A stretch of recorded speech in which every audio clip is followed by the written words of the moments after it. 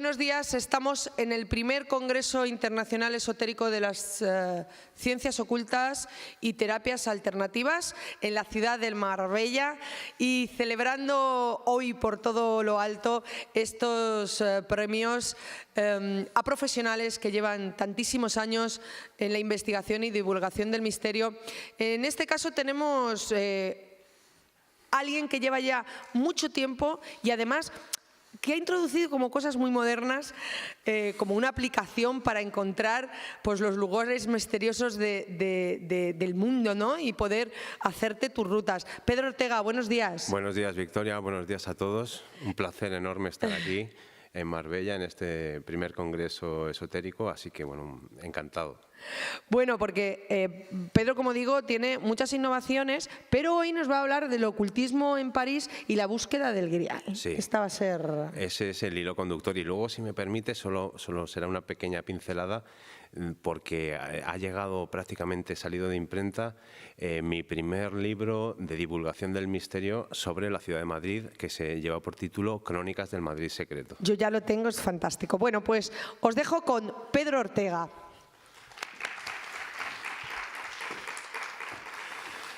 Bueno, muchísimas gracias a todos por asistir aquí a esta conferencia y, bueno, antes de nada comentaros que mi especialidad es la historia del arte. Entonces, este recorrido por el París de 1900 que vamos a hacer y la búsqueda del Grial que surge en ese momento, pues va a estar salpicado de obras artísticas que iremos comentando. Entonces, sin más dilación, vamos a empezar y vamos a situarnos en el contexto de qué pasa, bueno, qué pasa a nivel global en la segunda mitad del siglo XIX y que implica una pérdida de valores en lo que a la religión cristiana compete y que provoca el surgimiento de toda una serie de credos religiosos, a veces relacionados con el catolicismo o no, pero siempre desde una perspectiva esotérica. ¿Y qué sucede? Mira, vamos a empezar, por ejemplo, por un caso notorio. Darwin escribe El origen de las especies en 1859. Esto fue una conmoción para los ámbitos eclesiales, pues que no os podéis ni imaginar. Estaba diciendo que el Génesis nada menos era falso, que el hombre provenía de una evolución desde los simios. O sea, estaba, digamos, lo que hoy podremos llamar creacionismo lo pone totalmente en duda. Luego, otra publicación, la fundación del socialismo, Marx y Engels, pues le pegan otro varapalo a la Iglesia cristiana diciendo que la religión es el opio del pueblo. Las dos aportaciones, eso en la segunda mitad del siglo XIX. Tenemos una Iglesia tambaleándose y el foco principal, el hervidero de la cultura de aquel periodo que es París, pues van a ver a la luz allí toda una serie de credos esotéricos. Aquí hablamos de lo que sería el término, o el ocultismo moderno. Y es que, como decía, en ese periodo, en mediados del XIX finales, surge toda una serie de corrientes, tanto en Europa como en Estados Unidos. Por ejemplo, masonería y teosofía. Prolifera el estudio de la adivinación, las prácticas mágicas y se despierta también el interés en los estados alterados de conciencia con el espiritismo, la hipnosis, bueno, toda una serie de corrientes. Yo lo que voy a hacer para, digamos, ser sintéticos es tocar con unas breves pinceladas las distintas disciplinas que pueden o que son relevantes en ese París de final de siglo.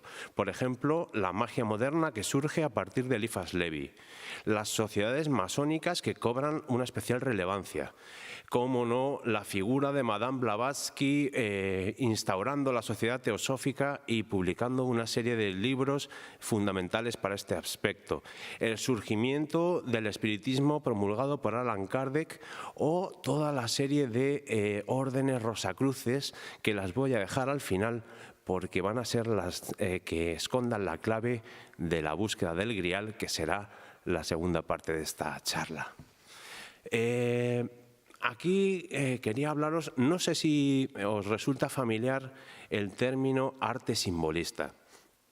El arte simbolista es un arte que prolifera en esta época, con su foco en París, pero que acontece en toda Europa, y es un arte que es un arte figurativo en el cual se representan personas, objetos, arte realista, por decirlo de alguna manera, y que se vio eclipsado en la historia del arte por el surgimiento de las vanguardias. Fijaos, por ejemplo, que va a surgir el cubismo, la abstracción, todo ese tipo de vanguardias que van a dejar de lado en los estudios de historia del arte este arte simbolista, y que si profundizas en él, cuando empiezas a explorar los autores que están dentro de esta corriente y sus cuadros, te das cuenta de que todos ellos están impregnados de una u otra vertiente ocultista.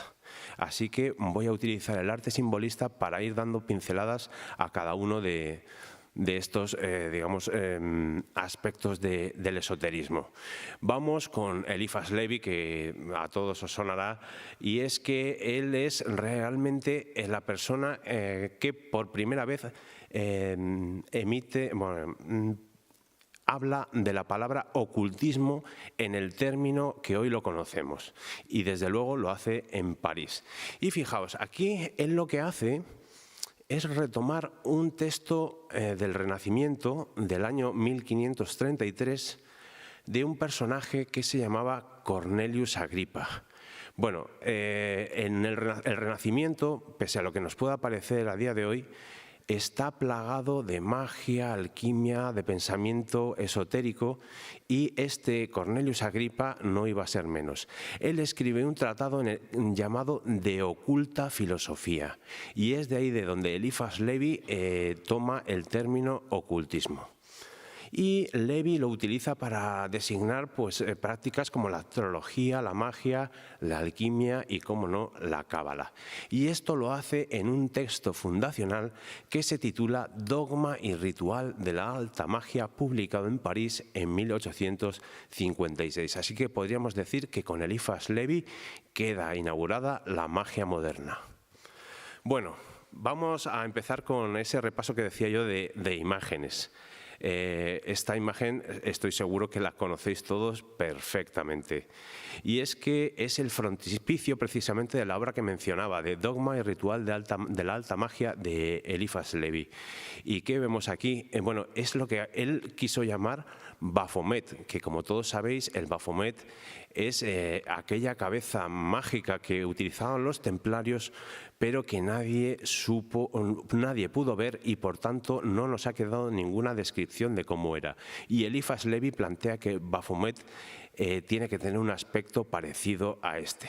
Fijémonos que se trata de un diablo que tiene sus dos cuernos y un tercer cuerno central del cual emana fuego. Aquí ya tenemos el símbolo del fuego.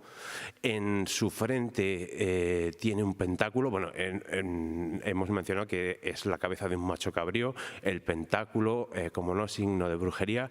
Fijaos bien que arriba a la izquierda y abajo a la derecha hay dos lunas opuestas, una blanca y una negra. Luego están atributos masculinos del personaje y vemos que tiene pechos femeninos, los dos opuestos, el hombre y la mujer. Además, vemos que en su vientre tiene un caduceo, símbolo de Hermes, con lo cual podríamos estar hablando de una vinculación con el personaje de Hermes Trismegisto. Y si os fijáis bien, en los brazos tiene dos palabras, solve coagula. Solve coagula se podría traducir como disuelve y coagula. Es un término alquímico en el cual lo que Levi pretende decir es que para crear algo nuevo primero tenemos que destruirlo, que deconstruirlo. Bueno, pues hasta aquí un poco ese análisis de esta compleja e interesante imagen que nos propone Levi. Vamos con los masones. En Francia, en aquella época, está en boga, o la institución más importante es la Gran Logia de París.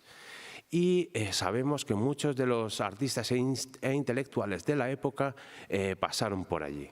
Y un personaje que normalmente no asociaríamos de ninguna manera a la masonería es el pintor y cartelista Alfons Mucha. Estoy seguro de que si veis la imagen que estamos proyectando os suena de algo, ¿no? Estamos hablando de Art Nouveau, de carteles, de retratos de obras de teatro de Sarah Bernhardt. Pues bien, Alfons Mucha, que primero había sido un tanto reticente a la masonería, puesto que él era católico de nacimiento, de educación, en 1899 pasa a realizar una obra de contenido masónico y ocultista, que no es otra que Le Pater. Aquí tenéis la portada de ese libro que, bueno, el Le Pater es ¿cómo se le llama en francés? Al Padre Nuestro. Y diréis, bueno, un Padre Nuestro, católico, cristiano.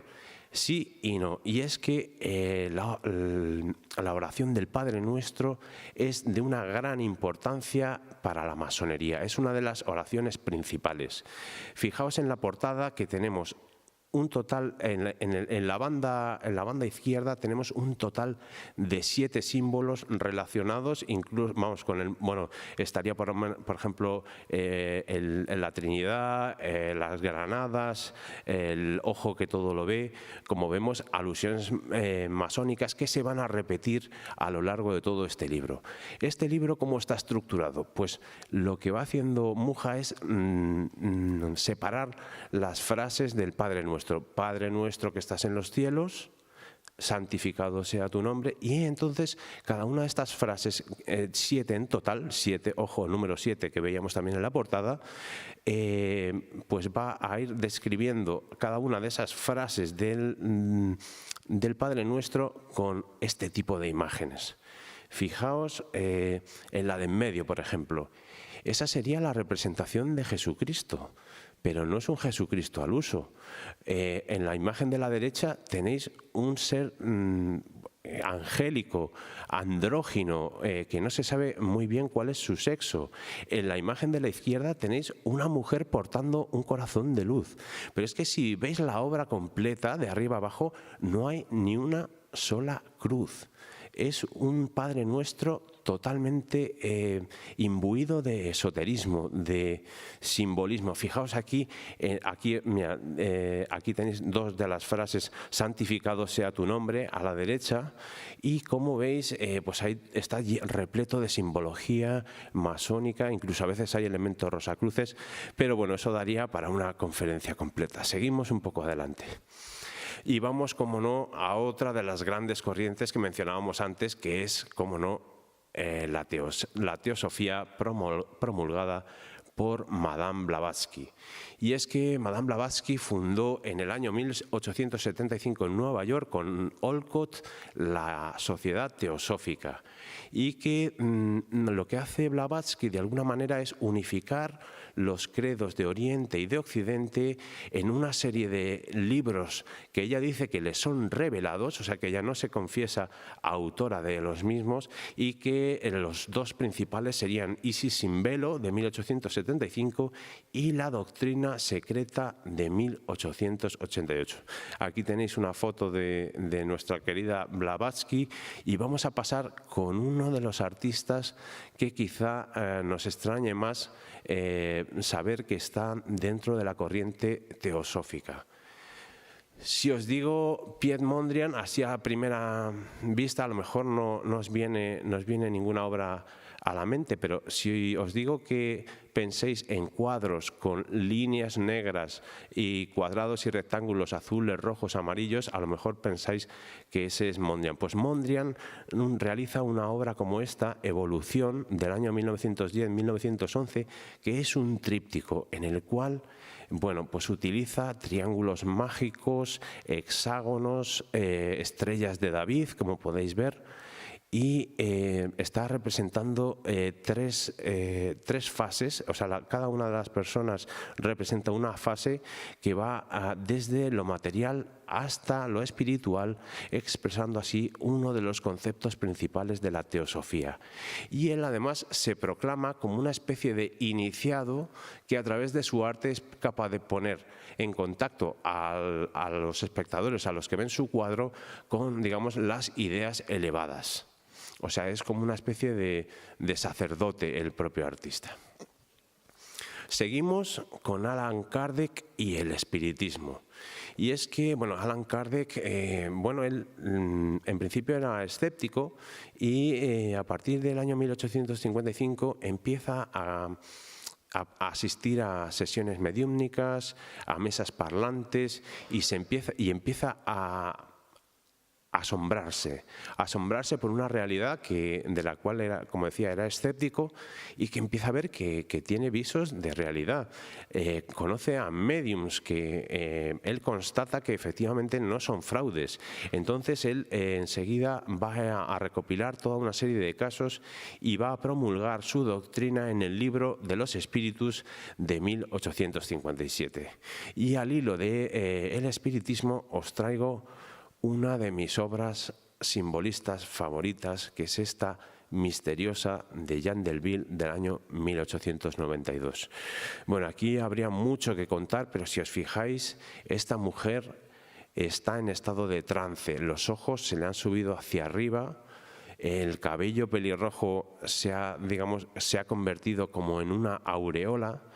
Ella, con sus manos y sus largas uñas, está sosteniendo un libro antiguo, arcano, en el cual hay un triángulo escaleno. El triángulo escaleno que tiene los tres lados diferentes, pero tiene la punta hacia arriba.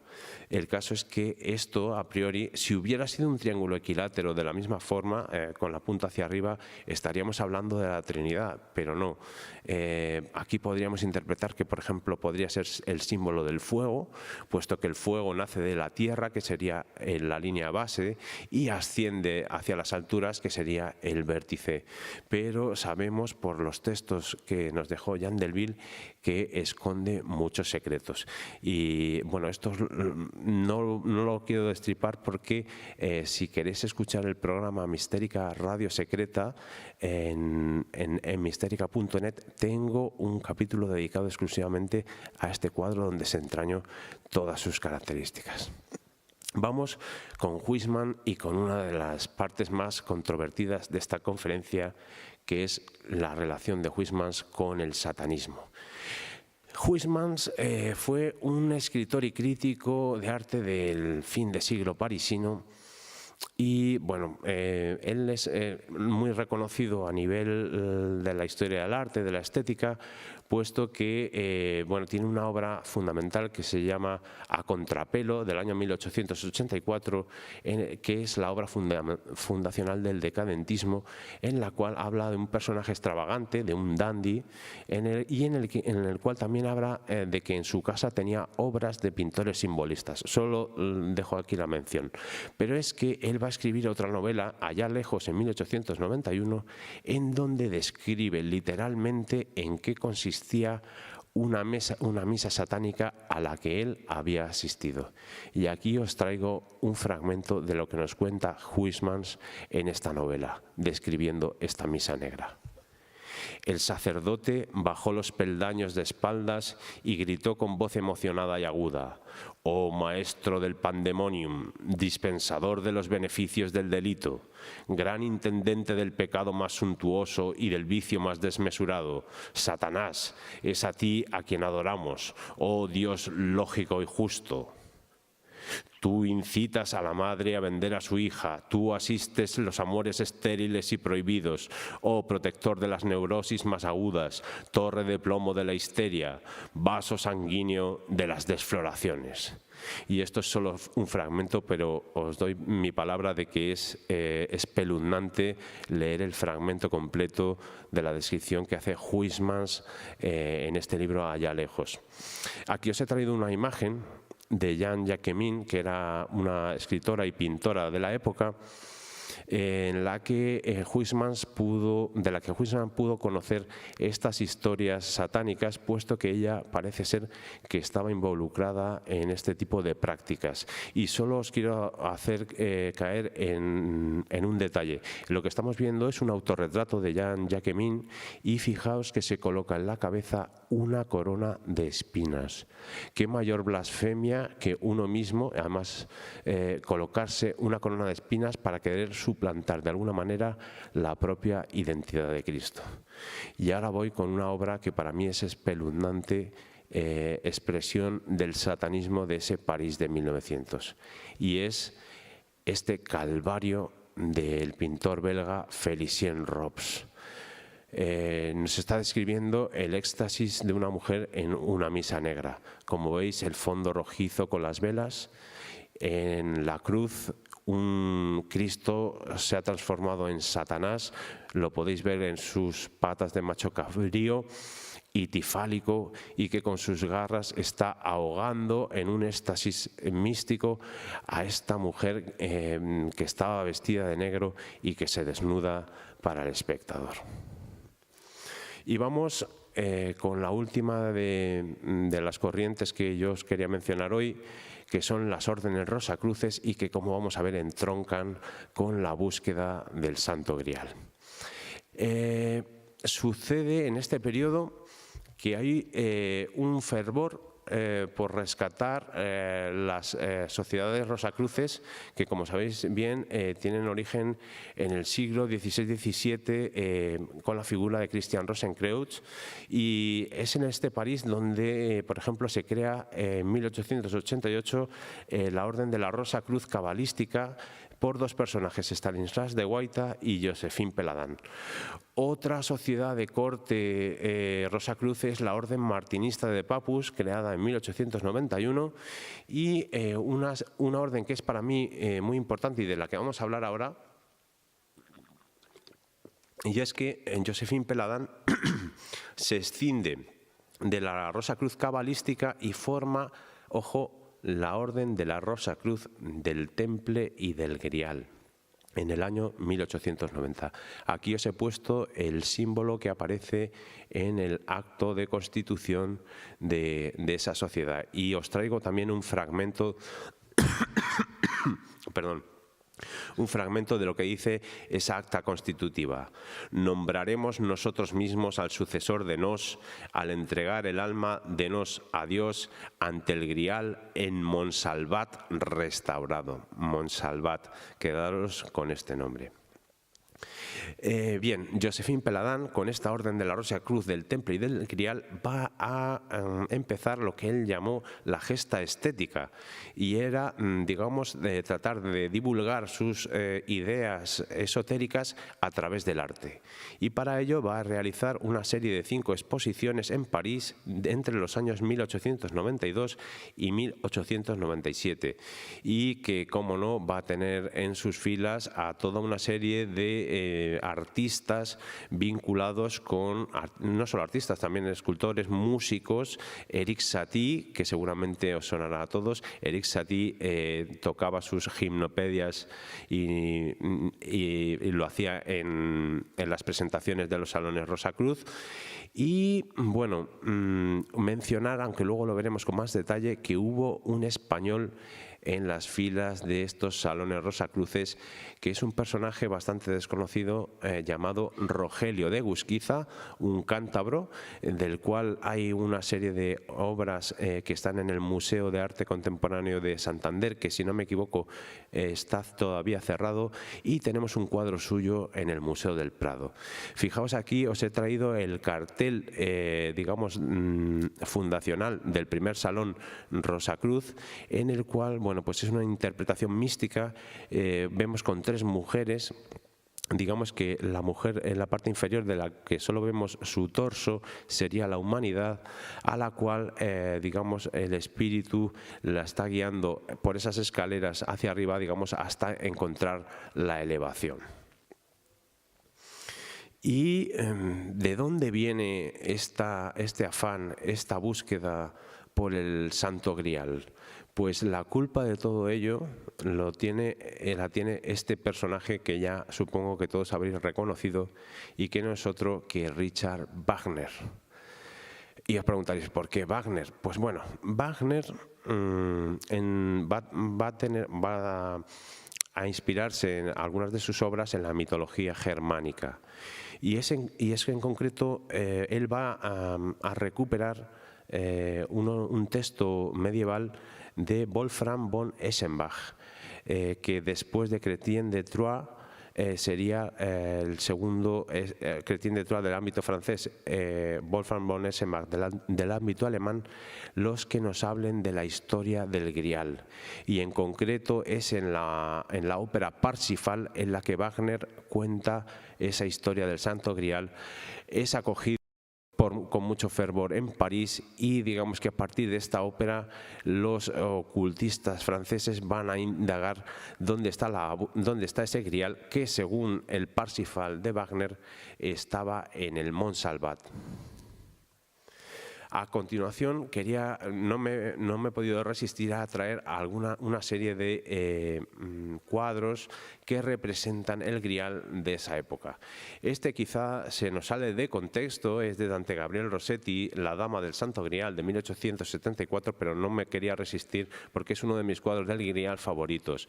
Estaríamos en el ámbito británico, los pintores prerrafaelitas, los pintores victorianos, que ellos se inspiran sobre todo en Thomas Malory para contar la leyenda de la tabla redonda y los caballeros que fueron a la búsqueda del Grial. Y vemos aquí cómo Dante Gabriel Rossetti nos representa a esta dama, digamos, custodia del Grial, con esa paloma del Espíritu Santo, y que bueno, pues es una de mis obras del Grial favoritas. Pero vamos al ámbito francés, que es donde estábamos. Tenemos a Odilon Redon. Odilon Redon es un pintor de lo monstruoso, sobre todo en su primera fase. Fue un gran admirador de Goya, pero que, yo he tratado de explicar o exponer una teoría en un artículo sobre el París de 1900, perdón, en un artículo sobre el París 1900 en el que por el análisis de las imágenes propongo que Odilon Redon tenía una afiliación ocultista. Aquí tenemos este cuadro que se llama El Cáliz del Misterio y que está haciendo, como no, referencia también al Santo Grial. Fijaos este cuadro tan bello. Quizá los colores no son los más acertados porque bueno, el escaneo de la imagen no ha quedado demasiado bien. De nuevo, al igual que veíamos en Dante Gabriel Rossetti, es la mujer la que está portando el Santo Grial. En este cuadro de Edgar Maxence, un pintor simbolista francés del año 1898. Es como si de alguna manera los pintores simbolistas tienen como tres tipos de mujeres en sus cuadros. Una serían las femme fatale, la mujer fatal, como el cuadro del Calvario que veíamos antes, esa mujer poseída por el diablo. El andrógino que veíamos antes en las obras de Alphonse Mucha, esos seres que no se sabe si son masculinos o femeninos, o la tercera, las mujeres santas, las mujeres sagradas, como son estas que tenemos aquí, que están portando este Grial guardado en los bosques. Y vamos con el protagonista español que os mencionaba antes, Rogelio de Egusquiza. Este es uno de sus grabados en el cual representa el Santo Grial y que bueno, pues es una de las joyas por reivindicar dentro del arte español relacionado con lo oculto. Y fijaos, os traigo otra imagen de él que es todavía más curiosa, que es este Titurel. Y es que Rogelio de Egusquiza no se contentó con las fuentes que habían llegado hasta él de Wolfram von Eschenbach y siguió investigando y descubrió que había una obra de Eschenbach previa a la que se había difundido que llevaba por título Titurel, y este Titurel también estaba comisionado a la búsqueda del Grial, como podemos ver también en este precioso grabado, también como el anterior del Museo de Arte Contemporáneo de Santander, que espero que abra muy pronto para que podamos disfrutar de estas obras de primera vista. Pero ¿dónde estaba ubicado Montsalvat, el Montsalvat que mencionaba von Eschenbach, donde estaría el Grial? ¿Alguien conoce esta imagen? ¿A qué lugar pertenece? Bueno, pues estamos al sur de Francia, cerca de los Pirineos, y es el castillo de Montsegur, la última fortaleza de los cátaros. Así que hasta allá nos llevan estos rosacruces que buscan el Santo Grial. Pero vamos a contextualizar un poquito este Montsegur y su vinculación con los cátaros. Como decía, fue su último reducto. Y es que, bueno, pues habían sido declarados herejes en el año 1209 por la Iglesia Católica. Les había considerado una amenaza y quieren acabar con ellos. Entonces empieza el cerco a los cátaros, van conquistando sus ciudades, van quemando a sus perfectos, hasta que llega el año 1243, en el cual los últimos cátaros se refugian en el pico de Montsegur. Pero en la madrugada del 16 de marzo de ese año es tomado el castillo y los asediadores hacen una pira gigantesca con unas llamas tremendas, y se dice que los perfectos, o sea, la más alta jerarquía de los cátaros, se entregaron libremente y se tiraron ellos mismos a las llamas. Ahora bien, hay una leyenda, que no sabemos si leyenda o realidad, que nos cuenta que antes de ese asedio 4 o 5 cátaros se escaparon de Montsegur llevando con ellos un tesoro. Quizá esa sea la pista para Peladán y los siguientes seguidores buscadores del Grial para pensar que fuera Montsegur ese Montsalvat del que nos hablaba von Eschenbach. Así que puesto a la vista en Montsegur, he recopilado alguna serie de textos y de organizaciones que se dedicaron al estudio de la posible vinculación del Grial con los cátaros. Y, por ejemplo, tenemos en 1877 a Napoleón Peyrat, que es un pastor calvinista que escribe la historia de los albigenses. Los albigenses son los cátaros, es otro de los apelativos con los que se los conoce. Así que, bueno, pues ahí podríamos tener una pista. Luego, en 1896 ya se publica una revista con el propio título de Montsegur, y en cuyos artículos van a defender la teoría de que efectivamente es allí donde se tiene que hallar escondido en alguna cueva el Santo Grial. Ya pasan los años y en 1906 tenemos a nuestro personaje que hablamos antes, Josephine Peladán, ese promotor de los salones artísticos rosacruces, el que escribe El secreto de los trovadores, en el que vuelve a promulgar esa convicción de que es en Montsegur donde se halla el Santo Grial. Y Peladán hablaba de Montsegur y lo pone en relación con el Montsalvat, lógicamente, como decíamos antes, con el Parsifal de Wagner, y es uno de los promotores de esa búsqueda. Van a ir expediciones a Montsegur a buscar ese Grial. Fijaos, esta imagen que tenéis aquí es cómo podía ser la reconstrucción arqueológica del castillo de Montsegur, de cómo debía ser antes de ser asolado.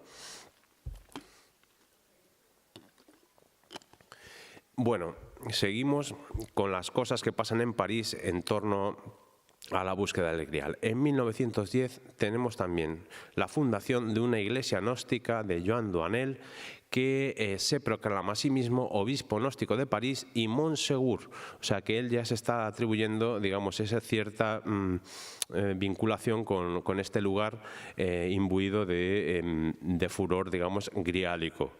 Se van a crear también nuevas organizaciones. Aquí tenemos a Deodat Rocher fundando la Sociedad del Recuerdo y del Estudio del Catarismo, que está influenciado por dos personajes, Blavatsky, que mencionábamos antes, y su teosofía, y Rudolf Steiner, que es el padre de la antroposofía, una escisión de la corriente de Blavatsky que evolucionó posteriormente. También tenemos a Antonin Gadal, también escribió diversos libros sobre el Grial y los cátaros y dónde podría estar ese Grial. Y llegamos ya al punto final de la charla y donde os voy a dejar abierta una incógnita, y es que en 1930, también francesa, la condesa de Pujol-Murat, perteneciente a logias y sociedades secretas, funda un conciliábulo para estudiar la vía esotérica del catarismo, y allí aparece un personaje de triste recuerdo que no es otro que Otto Rahn, que será el que lleve a los nazis a buscar en Montsegur y en Montserrat el Santo Grial. Pero esa es otra historia. Así que, bueno, pues hasta aquí esta primera parte de la conferencia hablando de ese ocultismo en París y la búsqueda del Grial. Y deciros que tengo publicado en el último número de Mistérica Ars Secreta un artículo sobre Montsegur, donde podéis encontrar más detalles al respecto. Y como creo que no nos queda nada, solamente poneros la portada de Crónicas del Madrid Secreto, el primer libro de divulgación del misterio que tengo el placer de haber realizado y que podéis ver también en el stand de Mistérica que tenéis aquí, nada más salir en la puerta.